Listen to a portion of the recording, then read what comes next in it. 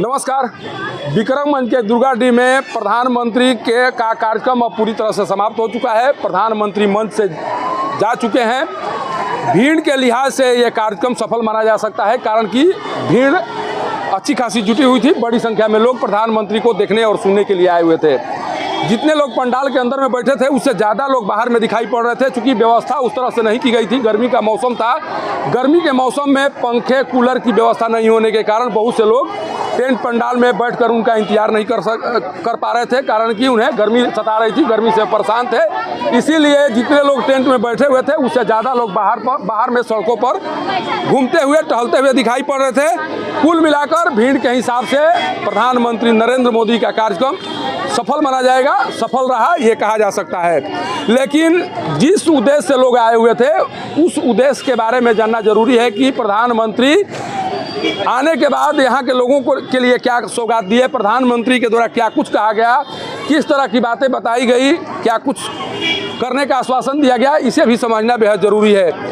प्रधानमंत्री के साथ बिहार के मुख्यमंत्री नीतीश कुमार भी मंच पर मौजूद थे और मात्र एक बार प्रधानमंत्री के द्वारा संबोधन के क्रम में उनके नामों का जिक्र किया गया। उसके बाद प्रधानमंत्री के द्वारा जो बातें कही गई, जो भी बताने की कोशिश की गई, वो बातें केवल हम और हमारी सरकार तक सिमट कर रह गई। प्रधानमंत्री नरेंद्र मोदी के द्वारा कभी भी नीतीश कुमार के द्वारा किए गए कार्यों का जिक्र इस मंच से नहीं किया गया। बताने की कोशिश नहीं की गई कि 20 सालों के शासनकाल के दौरान मुख्यमंत्री नीतीश कुमार के द्वारा इस तरह के कार्य किए गए या विकास के कार्य जो भी किए गए, उस बारे में कहीं भी उनके द्वारा जिक्र नहीं किया गया। और यही बता रहा है कि भाजपा और जदयू के बीच सब कुछ ठीक ठाक नहीं चल रहा है। हो सकता है कि 2025 में चुनावी समीकरण बिगड़ जाए, इसकी भी संभावना दिखाई पड़ रही है, कारण कि मंच से प्रधानमंत्री के द्वारा अगर नीतीश कुमार का एक बार भी जिक्र नहीं किया जाना, ये बता रहा है कि सब कुछ ठीक ठाक नहीं चल रहा है।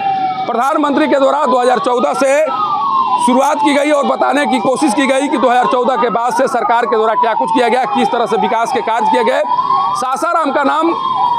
सासाराम का जिक्र करते हुए उनके द्वारा कहा गया कि सासाराम की भूमि भगवान राम से जुड़ी हुई है और भगवान राम के वंशजों का एक ही उसूल था कि जो उनके द्वारा कह दिया जाता था वो करके दिखाया जाता था, और सासाराम के लोग भी उसी तरह के हैं, जो उनके द्वारा कहा जाता है उसको करके दिखाया जाता है। इस तरह की बातों को कहने का प्रयास प्रधानमंत्री नरेंद्र मोदी के द्वारा किया गया। कहीं ना कहीं उनकी अस्मिता को जगाने की कोशिश की गई और सासाराम की पहचान को भी बताने की कोशिश इस मंच से कहीं ना कहीं प्रधानमंत्री करते हुए दिखाई पड़े। लेकिन सबसे बड़ी बात है कि इस मंच से कभी भी किसी भी समय रोजगार का जिक्र करते हुए प्रधानमंत्री दिखाई नहीं पड़े। उनके द्वारा कनेक्टिविटी को लेकर तमाम तरह की बातें कही गई, चाहे वो सड़क कनेक्टिविटी का मामला हो, रेलवे कनेक्टिविटी का मामला हो। इन बातों को बताने की कोशिश तो जरूर की गई, लेकिन कभी भी किसी भी जिक्र के दौरान प्रधानमंत्री के द्वारा बिहार में रोजगार का सृजन कैसे होगा, रोजगार के लिए क्या कुछ किया जा रहा है, रोजगार के लिए क्या कुछ किया जाएगा,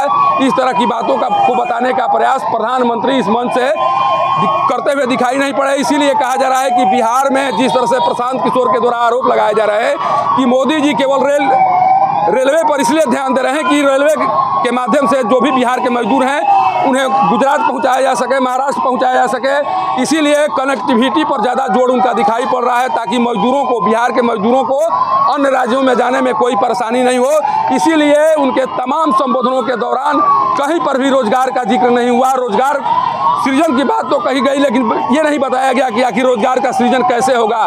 केवल सड़क, केवल एयरपोर्ट के विस्तार करने से रोजगार का सृजन होगा, ये समझ से परे की बात है। और इस मंच पर इसी तरह की बात प्रधानमंत्री नरेंद्र मोदी करते हुए, कहते हुए दिखाई पड़े।